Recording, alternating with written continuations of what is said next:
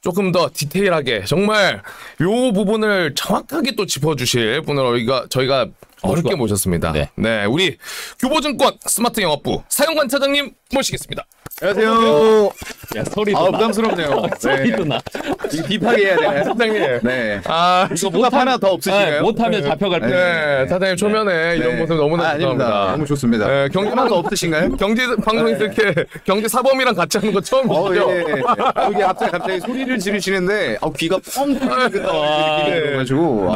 저희는 솔직하게 갑니다. 네. 요 이제 야, 목소리가 너무 커가지고 너무 급하셔가지고 맵을 못 끄셨어요. 네, 매우 못 껐어요 지금. 좀 대신 꺼주셔야 될 것 같아요. 손이 묶여 있으시죠. 꺼졌습니다. 꺼졌어요. 네, 자동으로 꺼졌어요. 네. 이제 다음에 혹여나 이런 일이 없어겠지만은 제가 또 수갑 찰 일이 있으면 그때는 이제 포승줄을 메고 제가 곤장까지 좀 쿠팡으로 주문해놨거든요. 곤장은 제가 때려. 곤장 우리 FC님이 여기 큰 거 하나 와야 되겠네. 네네. 자, 그러면 우리 차장님이랑 같이 이야기를 나눠봐야 될 텐데, 아까 처음에 저희가 짚었던 것처럼, 어쨌든 감축이 됐어요. 그래서 감축 결정이 났고, 요거 선물 가격도 아까 이야기를 해주셨잖아요. 이제 향후에, 이제 어떻게 예측을 해야 됩니까? 움직임이 어떻다고 봐야 됩니까? 글쎄요, 이거 지금 완전 기싸움인 것 같아요. 맞아요. 예, 지금 그 사우디 쪽을 인권 문제에 굉장히 민감했었어요. 이런 것들. 그래서 사우디의 어떤 반발하는 언론인 그런 쪽에 암살을 시도를 했다라는 것 때문에 일단은 사우디를 굉장히 공적으로 바이든이 돌렸었거든요. 그런데 이런 것들을 깨고 자기 소신까지 깨면서 사우디를 방문을 했단 말이죠. 바이든이? 왜? 기름이 없으니까. 기름이 없어. 너무 비싸니까. 맞아. 죽겠으니까. 그래서 방문했는데 요청해서 정말 이 주먹악수까지 했어요. 근데 얻어온 건 없어요. 사람들이 너 뭐하러 갔냐? 왜 갔냐? 그렇지. 짜증 나는 거죠. 맞아. 그런데 이번에 또 감탄까지 한 거죠. 10만 배럴. 이게 의미 있는 수준은 솔직히 아니잖아요. 맞아요. 그런데 일단은 뭔가 바이든에게 우리 너네한테 굴하지 않아. 정치적인 메시지. 네, 맞아요. 사우디에서 좀 보여주고 싶었던 것 같아요. 러시아도 아마 감산을 반대했을 건데 이것조차도 깨고 일단은 감산을 해버린 거거든요. 거기다가 맹주가 움직이니까 그 밑에 뭐 콩고라던가 뉴기니 이런 쪽들은 다 동조해버린 거예요. 그러면서 감산 니네가 한다면 우리 따라갈게. 그래. 이런 식으로 사우디를 뒷받침을 해주고 세계 3위의 산유국이에요. 그리고 2위가 러시아. 그런데 이런 쪽들의 지금 대립이 이 유가도 사실 제가 이제 소개를 좀 거창하게 해주셔서 부담스럽긴 한데 유가가 좀 쉽게 얘기할 수 있는 그 의제는 아니에요. 사실 정치적인 게 너무나도 많이 엮여 있기 때문에 제가 사실 정치를 싫어하고 잘 몰라요. 그렇다 보니까 딥하게 얘기해 드릴 수 있을지 좀 걱정이 되는데 일단은 좀 알고 있는 것들 공부했던 것들을 최대한 좀 풀어내 보도록 하겠습니다. 우리 차장님 말씀 너무 편하고 쉽게 해주신다. 지금 귀에 쏙쏙 들어옵니다. 들리나요? 네, 아예 쏙쏙 들어요. 감사합니다. 네. 자, 우리 어린이님이 특집으로 곤장 맞는 방송 해야 그런 일 없어야죠. 고슴줄 차겠어 설마. 설마 차겠습니까? 그러니까. 신님, 저도 또 그 정도까지는 아니죠. 기대되는데요. 그때 저희가 모시겠습니다. 고슴줄 찰 때 모시겠습니다. 선생님 오늘 같이 하셨습니다. 혼장 때릴 때 절 두 대 주세요. 좋습니다. 오늘 같이 하셨으니까 저도 한 대 때려보겠습니다. 한 2대 정도 제가 기회 드리겠습니다. 2대 정도. 좋습니다. 네. 좋습니다. 2대 좋습니다. 근데 어쨌든 이제 곤장을 맞아야 될 거는 지금 당장 저보다는 이제 바이든이라고 봐야 될 것 같거든요. 바이든 맞아야지. 네, 맞습니다. 아니 사실 그 말씀해주신 것처럼 이번에 빈살만 만나러 갔을 때 기대감이 꽤 있었잖아요. 있었죠. 맞아. 그리고 최대한 좀 굽혔으면 하는. 근데 갔긴 갔는데 결국에는 아무 성과 없이. 그쵸. 오히려 지금 사우디가. 체면만. 그래서 뭐 제가 이제 다른 경제 방송 그 이야기를 했어요. 그 다른 곳에서 유튜브 뭐 어디 나가서 뭐 얘기하면서. 바이든이 그 세족식이라도 한번 하면서 주먹 인사 말고 주먹 인사 말고 했었어야 된다. 아이고 우리가 좀 어색했죠 이러면서 사실 트럼프 때는 괜찮았잖아요 사이가 맞아요. 굉장히 괜찮았잖아요. 그럼 일단 이 유가 관련해서 지금 이런 뉴스들이 나오고 있으면 앞으로 지금 유가는 다시 오른다고 봐야 됩니까? 어떻게 봐야 돼요? 사실 크게 오른다라고 보기에는 아까도 말씀드렸지만 10만 배럴 별로 의미는 없어요. 그런데 이제 문제는 지금 천연가스 가격이 너무 급등을 하고 있어요. 이게 유가로 환산하면은 배럴당 400달러 수준이에요. 맞아. 그러면은 이 LNG가 계속 올라가 버리면 가뜩이나 잠그는데 이 대체 수요가 어디로 몰리겠습니까? 등유, 경유 이런 유가 이런 쪽들을 다시 올리면서 그런 상대적인 경제성이 부각이 되고 다시 한번 그쪽의 수요가 급등할 수 있는 이런 요인들이 나타나는 거거든요. 그렇다 보면은 가격은 또 자연스럽게 올라갈 수밖에 없는. 그래서 이런 산유국들에서 조절을 하면서 가격을 정치적으로 만들어가는 이런 스탠스가 좀 계속 보이는 것 같고요. 그래서 일단은 중국 쪽은 또 코로나 재확산 우려가 있어요. 그러다 맞아요. 보니까 네 번째로 지금 인구 1,000만 명 이상의 대도시를 또 봉쇄하는 조치가 들어갔어요. 이게 지금 도시가 이제 청두시입니다. 시라고 부르는데 이게 시안, 선전, 상하이 봉쇄했고 이번이 네 번째 청두시를 또 봉쇄를 하는 거예요. 그러다 보니까 전 세계적인 이제 금리 인상에 따른 긴축 우려 이런 것들 거기다 경기 침체 우려가 겹치면서 이런 것들은 유가의 수요를 떨어뜨릴 수 있는 요인인데 그런 것들을 오히려 사우디는 약간 좀 감산을 통해서 즐기고 있는 거죠. 정치적으로 이용을 하고 네. 있다라는 거지. 지금 얼마 전에 나온 거 네옴시티 이쪽에 650조. 돈 필요해. 네. 돈이 너무나 넘쳐나고 있는 이런 상황을 더 즐기고 싶은 거예요. 오히려 네, 유가의 고레벨 때문에 가만히 앉아도 국부가 쌓여서 이걸 그냥 대도시 하나 650조 들여서 만들어버리고 뭐 여러 가지 투자하고 이런 것들을 계속 해나가고 싶은 거거든요. 그렇다 보니까 맞아요. 이런 결정이 바이든이 사우디를 방문했음에도 불구하고 내려졌다. 그리고 그 외에 러시아라던가 여러 국가들 간의 정치적인 이슈가 복합적으로 섞여 있다. 그래서 유가는 제가 보고 있는 레벨은 한 80에서 90달러 선 그 밑으로는 크게 깨지진 않을 것 같아요. 전에도 이제 드렸던 레벨 정도인데 이런 것들이 그 이하로 내려가려고 하면은 이런 지금 사우디라던가 이런 쪽들에서 제재를 할 거란 말이죠. 결국에는 산유국이 들고서 이런 가격들을 조절할 수 있는 능력을 가지고 있기 때문에 가격은 일정 레벨 이상 유지가 될 거고 지금도 에너지 안보 위기 이런 쪽이 굉장히 심각하잖아요. 그렇죠. 겨울철 난방 수요가 다가오고 있습니다. 그러면은 에너지원의 또 급등락은 분명히 있을 수가 있는 그런 상황인데 예전처럼 뭐 130달러 이렇게 간다? 그런 건 아니겠지만 그래도 평년 대비해서 높은 레벨의 수준은 유지가 될 것이다라고 보고 있는 거죠. 그래도 그나마 조금 다행이긴 하네요. 130까지 안 간다고 하니까. 왜냐면 수요가 안 갈지를 몰라요. 그냥 제 의견이에요. 개인적으로. 네, 개인적인 의견. 가면 또 불러다가 또 권장. 네. 저도 곤장 같이만. 저 2대 허락해드리겠습니다. 2대. 근데 그 불안감은 아무래도 좀 있긴 있는 거잖아요. 수요가 급등할 게 예상이 되기 때문에. 그건 어쩔 수 없는 것 같아요. 네. 근데 원래 옛날에 근데 항상 겨울철이 되면 네. 사실은 초반에는 조금 올랐다가 맞아요. 좀 안정화가 되기는 했거든요. 지나면. 네, 근데 올해는 그러지는 않을 것 에너지 같아요. 비축을 할 수가 없는 맞아. 환경이기 때문에. 비축 자체가 안 네. 되니까 대응이 안 맞아요. 돼서 그다음에 이제 정치적인 이슈가 사실은 지금 너무 많다 보니까 그렇죠. 올해가 진짜 유가랑 그 LNG 가격 예측하는 게 너무 힘들어요. 가장 어려울 것 같긴 해요. 맞아요. 네. 네. 야, 근데 이게 네. 그러면 그 정도 선이 유지가 된다고 했을 때 네. 사실 무역 관련해서도 이 기름값이 굉장히 중요하잖아요. 중요하죠. 그러면은 뭐 생각보다 많이 안 오른다. 뭐 130까지 안 간다 그러면은 그 유가는 무역 적자나 이런 거에는 영향을 뭐 미칠 가능성이 좀 적습니까? 아무래도 영향은 그래도 있어요. 있어요? 왜냐면 평년 대비해서도 높은 수준이고 맞아요. 평년 지금 유가가 대비해서. 130달러 선까지 갔다가 잠깐 이제 하락을 하고 있는데 네. 이런 부분들이 결국에는 5개월 연속 무역 수지 적자가 나왔어요. 네. 그런 부분들이 반도체 수출이라던가 이런 게 계속적으로 늘고 있긴 하지만 그런 것들도 조금 둔화세, 전월 대비해서 둔화가 되는 모습들, 그리고 2차 전지나 자동차 이런 쪽들은 증가되는 추세에 있어요. 그리고 석유화학 제품도요. 그런데 에너지 가격이 올라버린다라고 하면은 결국에는 지금 환율 레벨이 엄청 부담되는 수준이거든요. 환율이 어마어마해요. 1372원 막 이렇게 가고 있잖아요. 제가 이제 뭐 여기는 가끔 나오지만 계속 다니면서 좀 드리는 말씀이 지금 원달러 환율이 한 1,500원 보인다는 말씀을 계속 드려요. 진짜 네. 무너진 것 같아요. 네. 상한선이 완전히 무너진 것 상한선이 같아. 빡빡한 1,240원이 뚫린 이후로는 네. 그 위쪽은 그냥 무풍지대. 달러의 무풍지대. 그리고 달러 강세는 계속 지속이 될 수밖에 없는 그런 상태고요. 워낙에 이제 고용 지표가 미국에서 잘 나오잖아요. 네. 물론 그 추세가 살짝 꺾이긴 했지만 여전히 잘 나오고 있기 때문에 미국에서는 금리 인상을 계속적으로 하면서 인플레를 잡는데 주력을 하겠다. 인플레 파이터의 면모를 계속 보여주고 있어요. 그리고 연준 위원들도 금리 인하는 없다. 내년에도 없다. 그리고 3% 이상의 금리, 기준금리를 유지를 해야 된다라고 얘기를 하고 있거든요. 이런 상황에서 달러 강세가 쉽사리 가라앉지는 않을 것 같아요. 비록 우리나라만의 문제는 아니고요. 전 세계 통화가 달러 대비해서 거의 비슷한 흐름들을 보여주고 있어요. 그래서 이런 것들이 결국에는 무역수지 적자가 계속 또 이어질 수도 있는 에너지의 변동폭을 키울 수도 있을 것 같습니다.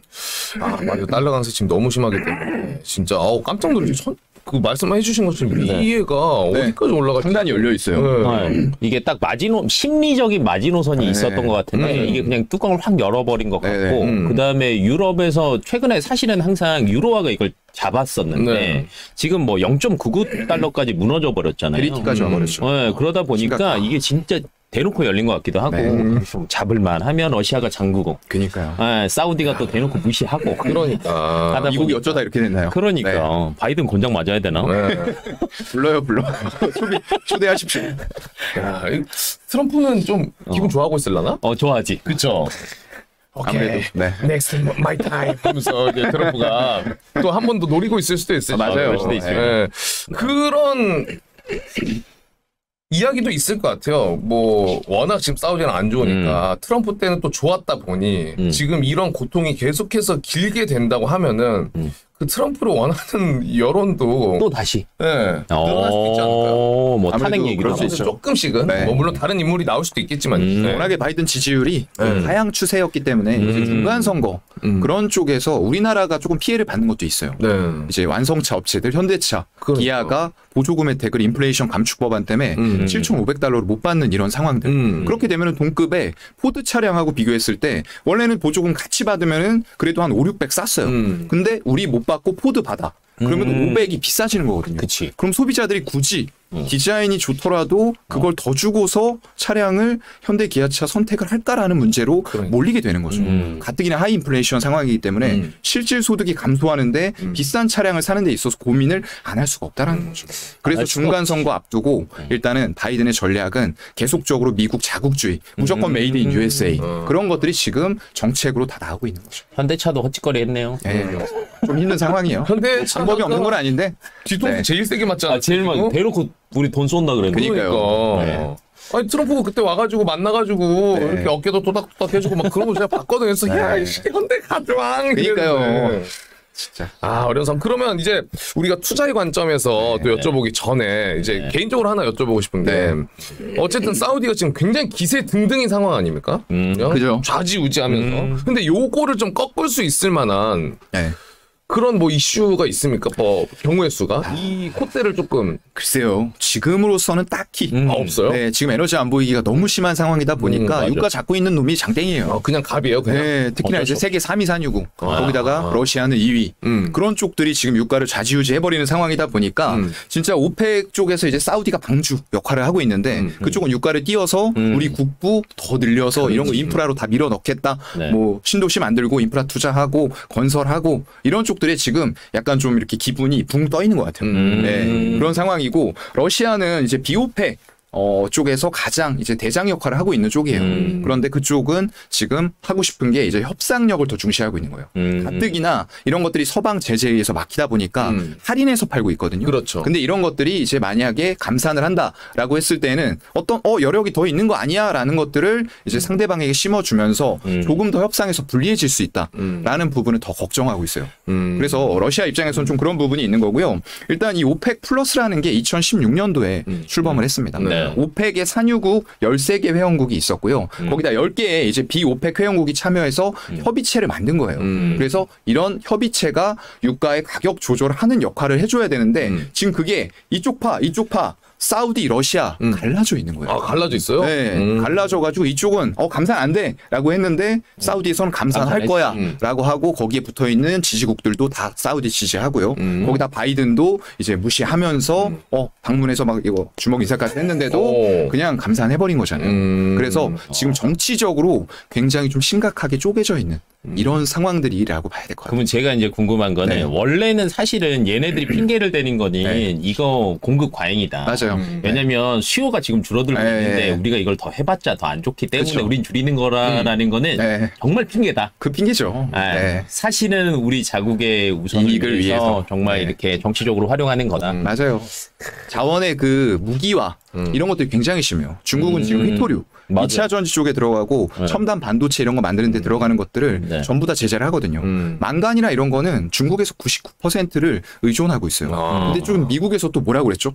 인플레이션 감축 법안에서 메이드 인 USA 해야 되고 나중에는 중국에서 들여오는 소재 의존도 완전 낮춰야지만 된다라고 또 얘기를 한 거예요. 그거 사실상 불가능한데 네. 지금 미국은 러시아한테 한번 당해보니까 잽잽 막 러시아가 때린 거죠. 근데 너무 아픈 거예요. 그럼 중국이 만약에 카운터 이런 거 달린다. 그런 게 걱정이 되기 시작하니까 중국과 이런 중국과 저쪽 러시아 같은데 이런 미국의 친화적이지 않은 국가들을 지금 빨리 누르고 싶은 거예요. 네. 중국이 자꾸 덤비니까. 사우디 누르러 갔다가 누르러 갔는데 안 눌리죠. 안 눌려. 용수철처럼 튕겨오르죠. 그럼 이제 누구 누르러 가야 되지?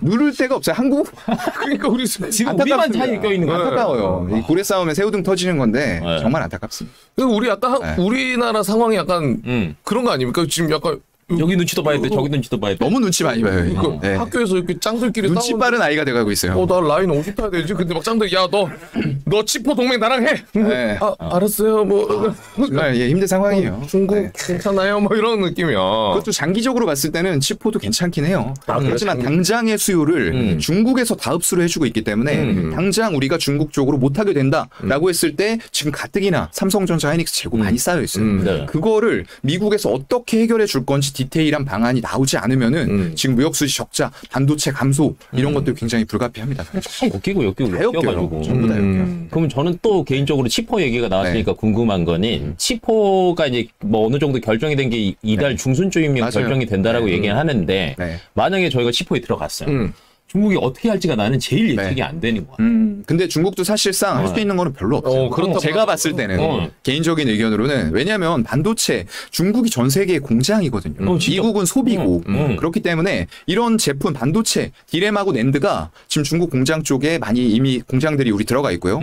그런 쪽 시안 뭐 이런 쪽에 들어가 있고요. 다렌이나 그리고 우리가 생산하는 반도체에 디램이라던가 낸드 이런 메모리 반도체가 상당 부분이 중국으로 수출이 돼요. 맞아요. 그리고 중국은 필요해요. 써야 그렇기 되죠. 때문에 지금 당장 우리가 치포에 가입한다라고 했을 때 반도체나 이런 것들에 대해서 직접적인 제재를 하기는 어려울 것 같아요. 그건 못하는데 그건 못하는데 다른 쪽들 그러니까 이제 한한령 이런 거 또 해봐야 소용없는 또 거. 게임이랑 네, 붙어. 소비주 막 이런 거 게임 엔터 이런 것들에 대해서 대체 보복이 들어올 수 있다라는 것들이 조금 이제 불안한 거죠.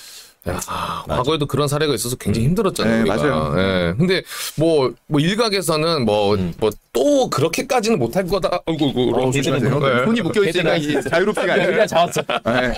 진짜. 네. 뭐 다시 그렇게까지 못하겠다라는 이야기 나오기는 하지만은 어쨌든 그거에 대한 두려움과 네. 우리 한번 전례가 있으니까 두려움이 있는 상황이라서. 있어요. 사이에 껴갖고 너무 힘들어. 맞아요.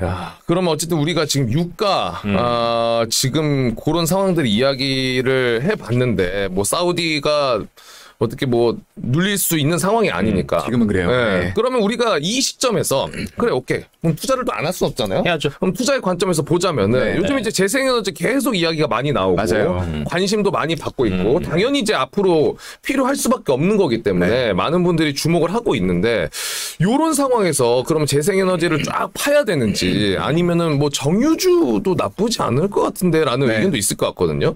우리 차장님 좀 어떻게 보십니까? 글쎄요. 일단 정유주는 최근에 아까 말씀드렸던 대로 사실상 정유주의 실적을 좌지우지하는 첫 번째는 정제 마진이에요. 정제 마진. 네, 정제 마진이 가장 크고요. 두 번째가 이제 재고평가 이익. 보유하고 있는 것들이 유가가 올라가면은 그만큼 그렇지. 손익으로 이제 반영이 되는 거거든요. 재무제표예요. 근데 그런 것들이 130달러까지 올라갔다가 일단은 조정을 좀 받고 있어요. 그래서 이거 2분기에 정제 마진하고 재고평가 이익 피크 아웃인 거 아니야. 우리가 가장 듣기 싫어하는 단어 피크 아웃. 네. 피크아웃. 뭐 HMM 이런 거 아까 말씀해 주셨지만 컨테이너, 운임지수 이런 거 지금 올해 들어와서 60% 폭락했거든요. 피크아웃이 정말로 무서워요. 실적이 분기마다 더 올라가면서 전년 동기 대비해서는 계속 올라가거든요. 근데 이게 이렇게 올라가는 거를 사람들은 바라지 이렇게 둔화되는 거를 바라진 않아요. 맞아. 그게 둔화가 되기 시작하는 시점부터 벌써 피크아웃 얘기 나오면서 주가는 꺾여버려요. 그런 것들이 지금 정유주에도 나올 가능성은 있다라고 저는 좀 보고는 있어요. 다만 이제 커버를 해주는 것은 아까 말씀드렸던 대로 LNG가 너무 가격이 급등하다 보니까 대체 수요가 생산성, 경제성 이쪽으로 넘어간다. 등유나 경유 같은 것들이 오히려 확대가 되는 거죠. 그만큼 스프레드 마진이 이쪽에서 확대가 되고 있어요. 거기다가 유가 레벨도 어느 정도 또 올라가는 추세들로 좀 전환을 하고 있고요. 이게 정제 마진이 보통 정유사들의 손익분기점이 4달러에서 5달러예요. 그거면 이제 그냥 나 본전치기 했다라고 하는데 그거 밑으로 내려가면 손실이고요. 그거 이상 가면 이제 당연히 수익으로 반영이 되는 건데 네. 지금 8월 4주 기준으로 보면은 싱가포르의 복합 정제 마진이 한 13달러? 조금 안 되는 그런 정도 수준까지 올라갔고요. 많이 남는 거 아니에요? 네. 근데 이게 6월 4주에는 얼마였냐? 30달러였어요. 와. 네. 그러니까요. 이게 그러니까 피크아웃 했다라는 얘기들이 나올 수밖에 없는 거예요. 그만큼 많이 떨어져. 네. 그래서 이제 러시아, 우크라이나 예상치 못했던 이런 일들이 일어나면서 정말로 유가가 급등하고 이런 쪽에서 정제 마진 효과를 톡톡하게 1분기, 2분기에 봤는데 3분기에는 유가 레벨 내려왔으니까 이거 꺾이는 거 아니야 라는 우려감들도 같이 상존을 하고 있는 건 맞거든요. 그런데 경유라던가 등유 쪽에 스프레드 마진이 조금 이제 확보를 해주고 있는 상황이고요. 또 유가의 정제 마진도 아까 말씀드렸던 것처럼 저점 대비해서는 또 올라오고 있어요. 네, 많이 올랐어요. 6월 4주에 아까 30달러라고 했잖아요. 네. 근데 7월 3주에는 4달러가 안 됐어요. 네, 그만큼 유가의 등락이 엄청나게 심한 거고 4달러가 안 됐다고요? 네, 여기 인플레에 투기 자금들이 들어와서 유가를 흔들고 있는 거죠. 단기적으로. 네. 그래서 그만큼 지금 등락이 심한 상황인데 지금 정제 마진은 지금 차츰차츰 올라서고 있어요. 그래서 20달러 선까지 올라왔어요. 네. 그래서 만약에 지금 감산이라던가 이런 부분까지 겹쳐지고 당장 에너지 수요를 대체할 만한 우리 아까 신재생도 얘기를 잠깐 했지만 이런 것들이 단기간에 되는 건 아니에요. 이건 만드는데 시간이 네. 걸리니까. 그래서 태양광이 지금 주목을 받는 이유가 풍력보다는 설치가 쉬워요. 그렇지, 빠르지. 그렇다 보니까 태양광을 미국에서 주력으로 하겠다라고 얘기한 거고 아마 내년 되면은 풍력의 설치량이 태양광보다 많아질 가능성이 높아요. 풍력이요? 네. 그렇다 보니까 지금 조성 기자재들이 한국카본 뭐 이런 쪽은 이제 본행제 쪽이고요. 동성화인텍 거기다 성광밴드 태강 이런 쪽들이 이제 끝없이 올라가는 이유는 그게 조선 쪽 LNG 관련된 피팅도 있지만 여기에 풍력 관련된 기자재들도 같이 할 수 있거든요. 그렇다 보니까 조선 지금 업황 엄청나게 좋고 LNG선 신고가 찍고 있는데 이쪽도 좋아. 거기다가 태양광도 좋아. 태양광이 아니라 풍력이죠. 풍력. 기자재들을 다 같이 할 수 있는 여건이 되다 보니까 이쪽이 가파르게 계속 올라가고 있고요. 저는 아직도 올라갈 자리는 많이 있다고 봐요. 근데 이거 종합해 보면 둘 다 괜찮은 거 아닙니까? 둘 다 좋죠. 왜냐면 정유주도 거꾸로 보면은 뭐 정제 마진이 어느 정도 다시 회복을 하고 있고 최근에 이제 저희가 실제로 기름을 넣으러 가보면 경유 가격이 휘발유를 더 비싸요. 제꼈잖아요. 저 경유차 타는데 왜 더 비싼지 더 싸서 샀는데 근데 그 스프레드를 여기서 또 어느 정도 회복을 한다라고 하면 경유주들의 피크아웃은 그래도 조금 딜레이가 근데 이제 아까 말씀드린 것처럼 우리가 바라는 것은 어느 한쪽이 안 되는 거 어느 한쪽이 커버해 주는 게 아니에요. 그러면 이렇게 가지 이렇게는 못 가거든요. 둘 다 잘 돼야지만 이렇게 갈 수 있는 건데 결국엔 유가가 너무 지금 고점 대비해서는 다운이 돼 있고 그때 투기적으로 유가를 올렸던 세력들이 인플레에서 수익 실현하고 지금 빠져나갔어요. 그렇다 보니까 유가가 제가 생각했을 때는 조금 감산 이 정도 해가지고 선은 아직까지는 130달러 이런 데까지 가는 건 아직까지는 좀 무리다라고 판단을 하고 있는 거고 그래서 정유주의 피크 아웃이 일각에서는 좀 좋게 보는 쪽들도 있어요. 정제 마진 이제 다시 회복되고 있고 등유 경유 쪽 스프레드 마진 확대되니까 괜찮을 거다라고 하지만 워낙에 그 두 가지 평가 이익과 이런 스프레드 마진 쪽이 이제 원유 쪽에서 감소된 부분들을 크게 커버하면서 더 실적을 더 높게 가져가지 못할 것 같아요. 동시에 살아나지 않으니까 지금 정유주를 들어가는 것보다는 차라리 신재생이 낫다. 오히려 저는 신재생이나 원전 쪽, 원전 쪽, 이런 쪽을 보고 있습니다. 최근에 피팅 업체도 괜찮고 맞아요. 그 원전이 그럼 가장 베스트 픽입니까? 베스트라고는 할 수 없는데 에너지원 다변화 차원에서는 포트폴리오 가져갈 때는 원전하고 풍력, 태양광은 다 가져가야 돼요. 그리고 지금 수소 이런 쪽들도 제가 이제 항상 드리는 말씀이 대기업들이 미래가 불확실하잖아요. 아무도 몰라요. 대기업이라고 해도 몰라요. 총수라고 해도. 그런데 그걸 확실하게 만드는 방법이 있습니다. 어떻게 하면 되죠? 대기업은 돈이 많잖아요. 그렇죠. 그쪽을 산업을 계속 돈을 쏟아 부어서 트렌드로 만들어버리면 돼요. 그리고 그 안에다가 사람들 가둬놓고 소비하게 만들면 됩니다. 그게 가장 확실하게 미래의 수익을 달성할 수 있는 방법이거든요. 그걸 지금 대기업들이 하고 있는 거예요. 전부 다 수소 협의체 이런 것들 만들어서 수소 미국에서 또 인플레이션 감축 법안에서 무슨 얘기했죠? 수소를 생산하기만 해도 세액 공제 해줄게. 이런 게 나온 거예요. 인플레이션 감축 법안에 다 포함이 돼 있습니다. 네. 그렇다 보니까 수소를 생산 안 할 이유가 전혀 없는 거죠. 그래서 주가의 등락과는 관계없이 이런 수소 산업은 꾸준히 진행이 되고 있다라는 부분들을 여러분들은 꼭 명심하시고 그게 정말로 수소 산업이 잘 간다라고 해서 주가 보면은 이미 3-4배 올라 있을 거예요. 많이 올랐어요? 네. 알게 모르게. 맞아요. 네. 그래서 그 전에 우리는 이렇게 빅트렌드를 미리미리 좀 생각을 해보시고 마인드 매핑을 계속 하셔야 돼요. 이런 산업들이 태동하는데 에너지원 더 필요한 텐데 이거 전기차와 수소는 또 영역이 달라요. 전기차는 충전해서 빠르게 소모하는 거고 네. 수소는 저장하는 거예요. 탱크에다가. 그래서 오랫동안 액체 상태에서 기화시켜가지고 갈 수 있게 만드는 거거든요. 그런 것들이 자동차에만 한정이 되는 게 아니에요. 지금 자동차가 너무 부각을 받아서 그런데 수소는 연료전지입니다. 건물용 연료전지 이런 쪽 산업용 이런 게 훨씬 큰 분야이기 때문에 수소는 꼭 보셔야 돼요, 여러분. 그러면 딴 데서 어찌됐건 에너지 가격이 많이 오르면 이걸로도 대체를 할 수 대체가 될 수 있죠. 그렇죠. 생산성이 부각되는 거예요. 경제성이 계속. 이게 올라와 버리니까 이거 이전에는 비쌌는데 이거 가격이 이만큼 올랐는데 이거 한번 생산해 볼까 이렇게 되는 거죠. 왜냐하면 이쪽은 기술이 계속 발전을 또 하고 있거든요. 그렇죠. 네. 지금 에너지 쪽은 다 저거네. 네. 대체 수요 그냥. 네, 맞아요. 에너지는 대체 수요가 일어날 수밖에 없어요. 화석 연료가 전통적으로 가격이 쌌던 것들이 계속 조금씩 올라와 버리니까 점점 더 이제 싼 것들 그동안에는 비쌌는데 이런 것들이 경제성이 이제 이거는 개발해도 되겠네라고 사람들이 생각을 하게 되는 거죠. 네. 거기에 또 환경적인 측면도 중요하죠. 있으니까. ESG. 네. 네.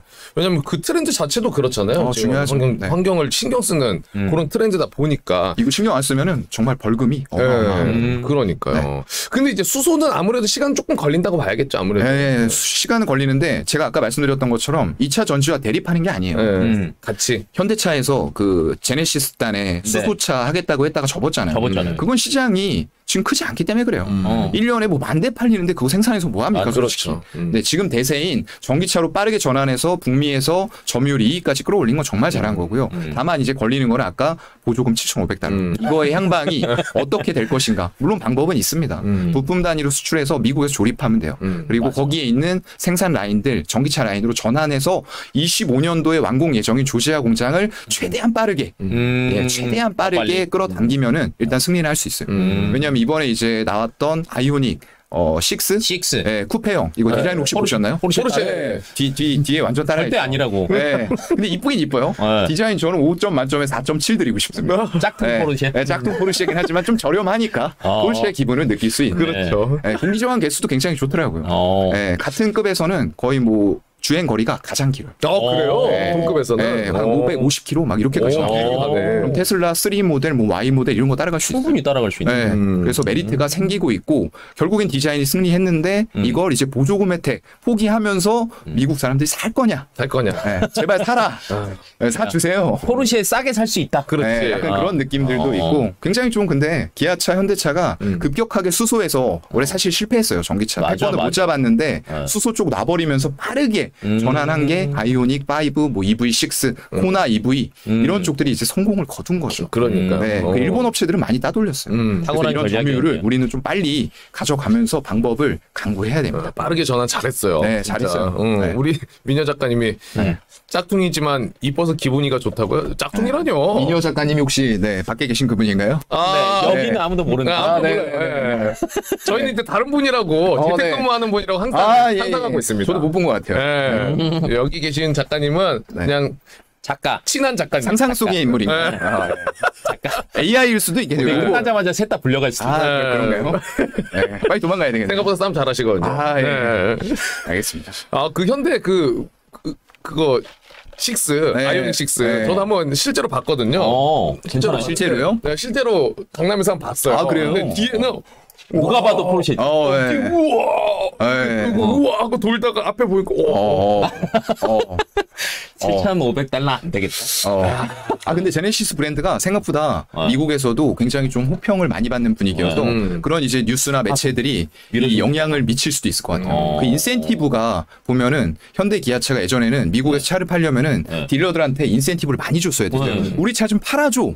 이랬어야 되는데 1, 2분기에는 인센티브가 정말로 적게 들어갔어요. 그래서 이 실적이 잘 나왔던 이유가 첫 번째가 환율, 그리고 두 번째가 인센티브 절감. 이것 때문에 영업이익이 1조 이상 덧붙여진 거예요.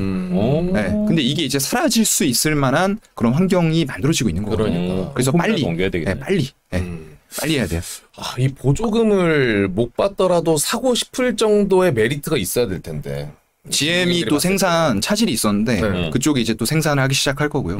또 20만 대 한정으로 각 완성차당 20만 대까지만 보조금을 줬어요. 근데 그게 내년부터는 없어져요. 그러니까요. 20만 대 넘어도 20만 한 대 팔아도 그 한 대에도 보조금을 받다 보니까 뭐 테슬라, 포드, GM 이런 애들은 그냥 넘기는 거죠. 그러니까 아무래도 경쟁력이 더 부각이 될 수밖에 없다. 포드도 신차 나오는 거 진짜 네. 괜찮거든요. 픽업 네. 트럭.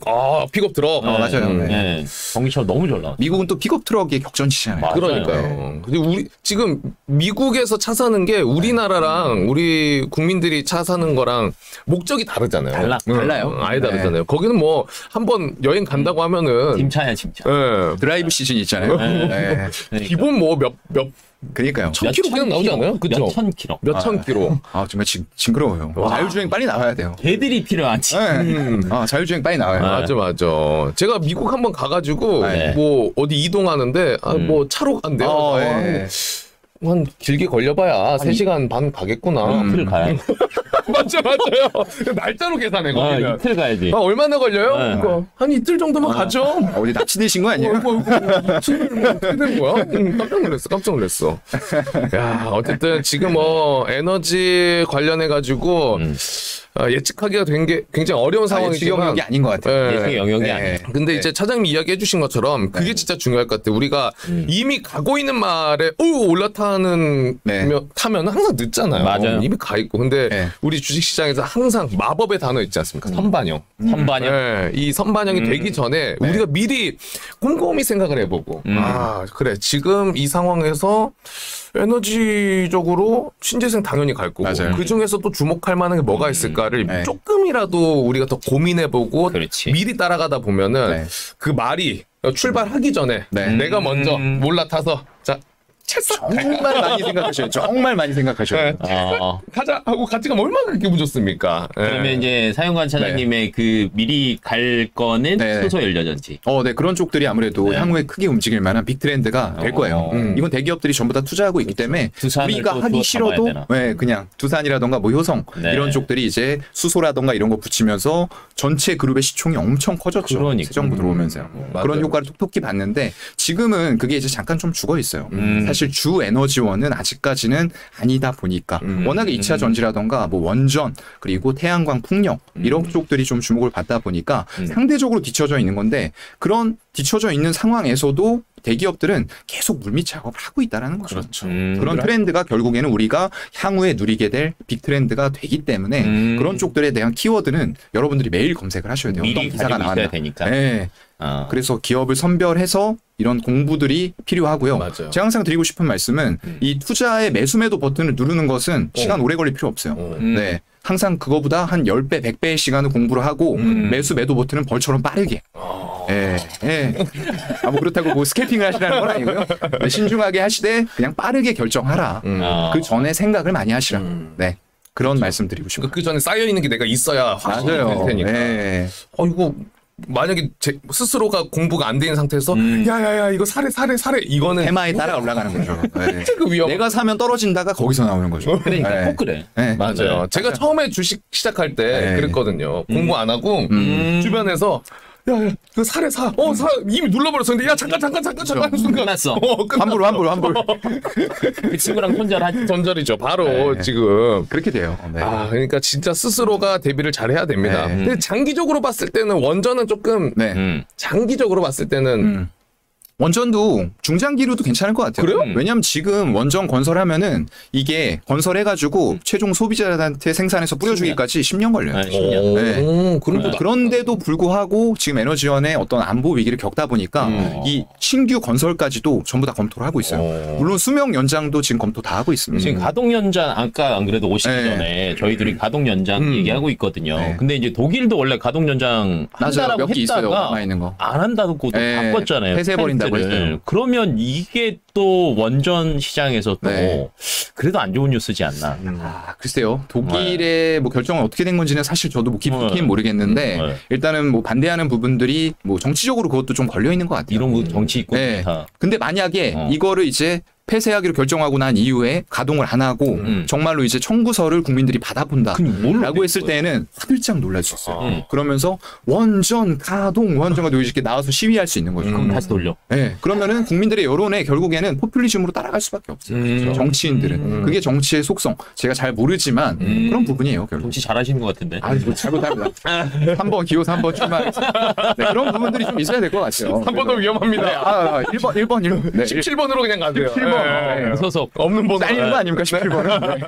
그래서 이런 원전 쪽도 좀 중장기로 봐도 괜찮을 것 같고요. 단기적으로 우리나라도 지금 원전 보수해가지고 맞아요. 미국처럼 수명 연장해서 60년이 보통 수명이에요. 근데 10년 연장해서 미국은 80년까지도 쓰거든요. 그런 부분들이 지금 기술력으로 보완만 된다라고 했을 때는 지금 돌리고 있는 원전들 해가지고 에너지 안보 위기를 그만큼 원전 쪽에서 충당을 해야 된다라는 거는 저는 분명히 맞다라고 생각을 해요. 왜냐면 아직까지도 신재생 에너지는 발전 단가가 많이 기술력에 의해서 싸지긴 했지만 지금 기존의 화석 연료 대비해서는 아직도 4배, 5배 수준 그리고 원전 대비해서도 한 2배, 3배 수준이에요.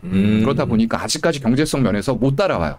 그렇다고 하면 우리는 원전 지금 할 수 있는 것들 원래는 폐기하려고 했잖아요. 맞아요. 이런 것들을 정말로 폐기하지 않고 이집트 이거에 대해서 말이 많은데 저는 이것도 이미 있다고 봐요. 물론 러시아에서 재하청을 준 겁니다. 네, 러시아에서 이제 엘다바 원전 수주를 30조 원인가요? 받아가지고 그중에 3조를 우리한테 부속 건물하고 가스터빈 만들어달라고 한 건데 그걸 왜 한 거냐가 중요한 거죠. 이게 이집트는 사막이잖아요. 맞아. 근데 우리는 사우디에다가 이미 원전을 건설한 해봤어. 경험이 있어요. 이 사막은 환경이 굉장히 열악해요. 모래바람 불고 온도가 엄청나게 연한이 올라가기 때문에 이런 환경에서 해본 우리나라의 레퍼런스를 중요시 여겼기 때문에 러시아가 경쟁이거든요. 우리랑 사실 러시아하고 뭐 미국, 중국 이런 쪽과 원전 5대 강국이 있어요. 그런 쪽의 경쟁 상대임에도 불구하고 3조 원의 부속 건물을 줬다. 라는 거는 저는 의미가 있다라고 보고요. 폭문 열었어요. 그래서 이제 어떤 방산 쪽에서 우리가 유럽 쪽으로 수출하면서 위상이 확 올라갔거든요. 그렇죠. 네, 그런 것들이 원전에서 계속 이어질 거라고 저는 보고 있고요. 폴란드 뭐 거의 우리 형제 국가예요. 요즘. 네, 맞아요. K2전자 이제 40조. 네, 40조가 나오다 보니까 요즘에 뭐 1, 2조 수주했다 이런 거는 그냥 그까짓 거 막 이렇게 되더라고요. 맞아요. 네. 거기다가 이제 원전도 폴란드 40조예요. 네, 그리고 체코 두바니 원전 8조, 사우디 12조. 그것만 60조예요. 근데 그 뒤로도 줄줄이 대기를 하고 있는 그런 상황이기 때문에 원전의 우리 기술력 나쁘지 않아요. 생산 단가가 거의 세계에서 가장 좋은 수준이에요. 그렇다 보니까 충분히 수주 가능성 있다라고 저는 보고 있습니다. 네. 그래서 중장기적으로도 괜찮다고 봐요. 중장기적으로도 방산도 살짝 짚어주셨고요. 네. 나중에 군필자들이 폴란드 가면은 네. 이거 같이 주먹이 이제. 이거 주먹 인사 한번 해야지. 뭐야? 네. 뭐 코리아? 진짜 그렇게 될 것 같아요. 경제의 나라가 되고 있어요. 그렇지. 우리도 K9. 근데 이제 그런 레퍼런스가 유럽 쪽 그동안에는 우리가 어떤 선진국 반열로 수출을 제대로 한 건 없어요, 사실. 없지. 그런데 그게 이렇게 유럽 쪽에다가 하기 시작을 하니까 물론 반사이익도 있어요.